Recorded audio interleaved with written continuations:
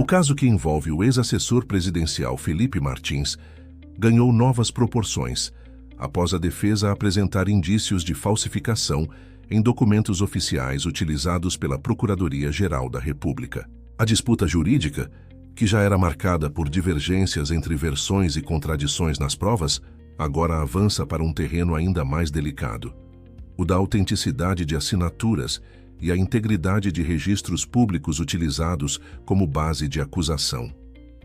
Tudo começou quando o Ministério Público apresentou, em suas alegações finais, um conjunto de documentos manuscritos que supostamente comprovariam a presença de Felipe Martins em reuniões realizadas no Palácio da Alvorada.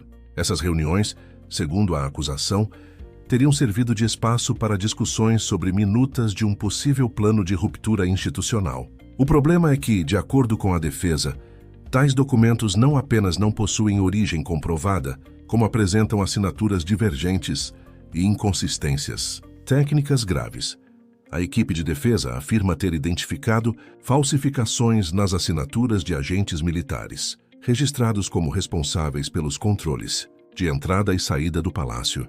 Entre os nomes mencionados está o do 2º Sargento Gomes Neto, cuja assinatura apareceria em múltiplas versões, com traços distintos e variações incompatíveis com o mesmo padrão caligráfico. Para reforçar a denúncia, foi solicitada uma perícia técnica, conduzida por um especialista de renome nacional, ex-perito criminal federal e professor da Academia Nacional da Polícia Federal, que concluiu que as assinaturas apresentadas pela acusação não correspondem ao padrão autêntico do sargento. Além disso, a defesa sustenta que há provas oficiais que contradizem a narrativa da PGR. Um registro publicado no Diário Oficial da União mostra que, nos dias em que a Procuradoria afirma que Felipe Martins teria participado das reuniões, não há qualquer entrada registrada em nome dele no sistema de controle de visitantes do Palácio da Alvorada. Esses registros oficiais, obtidos diretamente do portal do governo federal, reforçam a tese de que as provas apresentadas pela acusação foram forjadas para sustentar uma versão já enfraquecida pelos fatos. Outros elementos também corroboram a ausência do ex-assessor nos eventos citados. Dados de geolocalização extraídos do celular de Felipe Martins indicam que ele não esteve no endereço mencionado pela acusação. Registros de deslocamento por aplicativos de transporte mostram rotas incompatíveis com as reuniões atribuídas a ele. 4 testemunhas ouvidas no processo, incluindo 2 convocadas pela própria acusação, afirmaram não ter visto Martins nas dependências do palácio durante os encontros investigados. Entre essas testemunhas está um general de alta patente, que teria declarado formalmente que o ex-assessor não participou das reuniões apontadas como parte da suposta trama. Contraste entre as provas oficiais e os documentos apresentados pela PGR levanta questionamentos sobre a condução do caso e a possível manipulação de evidências. Para a defesa, o uso de registros adulterados revela não apenas uma falha processual, mas uma tentativa deliberada de incriminar um inocente por meio de material forjado. A perícia grafotécnica reforça esse argumento, apontando inconsistências que, segundo o perito, não poderiam ser justificadas por variações naturais de escrita. Em alguns casos, as assinaturas atribuídas ao mesmo agente apresentam diferenças de pressão, formato e inclinação, típicas de falsificações produzidas por imitação manual. Ao mesmo tempo, o Ministério Público sustenta que os documentos apresentados seguem os protocolos formais de registro e que eventuais divergências nas assinaturas podem decorrer de procedimentos administrativos distintos. Contudo, a ausência de explicações convincentes e a falta de autenticação oficial dos manuscritos reforçam a desconfiança sobre a veracidade do material. O episódio reacende o debate sobre a transparência e a responsabilidade das instituições na condução de investigações sensíveis, especialmente quando envolvem figuras públicas de relevância política. O caso também trouxe à tona uma discussão mais ampla sobre o papel da perícia técnica no sistema judicial brasileiro. Especialistas em direito penal e criminalística apontam que a perícia é fundamental para garantir a integridade das provas e evitar condenações baseadas em documentos duvidosos. Nesse contexto, o laudo produzido pela equipe independente contratada pela defesa pode ter um impacto decisivo na reavaliação do processo, abrindo caminho para questionamentos formais sobre a validade das provas apresentadas pela PGR. Enquanto isso, a opinião pública se divide.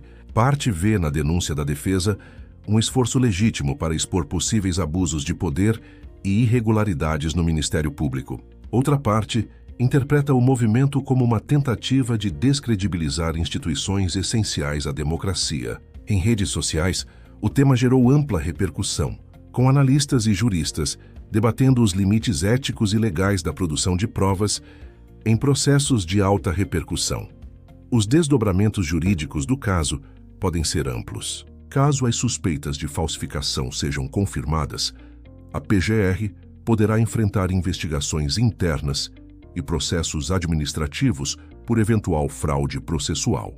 A comprovação de adulteração em documentos públicos, sobretudo em um caso com tamanha visibilidade, teria implicações severas para a credibilidade das instituições envolvidas. Por outro lado, se a perícia for desconsiderada e o documento manuscrito mantido como prova válida, o caso pode seguir para julgamento final, com base em elementos fortemente contestados.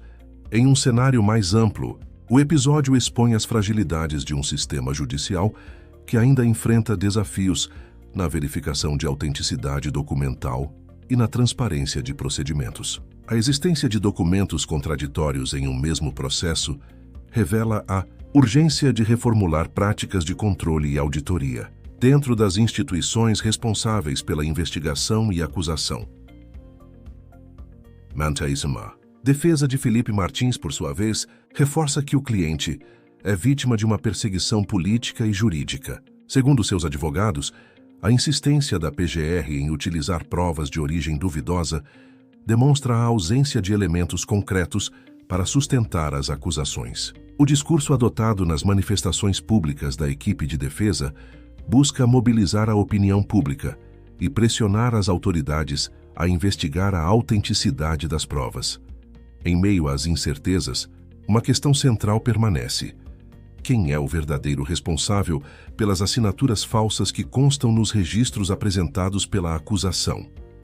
Se confirmada a falsificação, será necessário identificar a origem do documento e os agentes que o introduziram no processo. A investigação sobre essas falsificações pode revelar uma rede mais ampla de irregularidades, com implicações que ultrapassam o caso individual de Felipe Martins.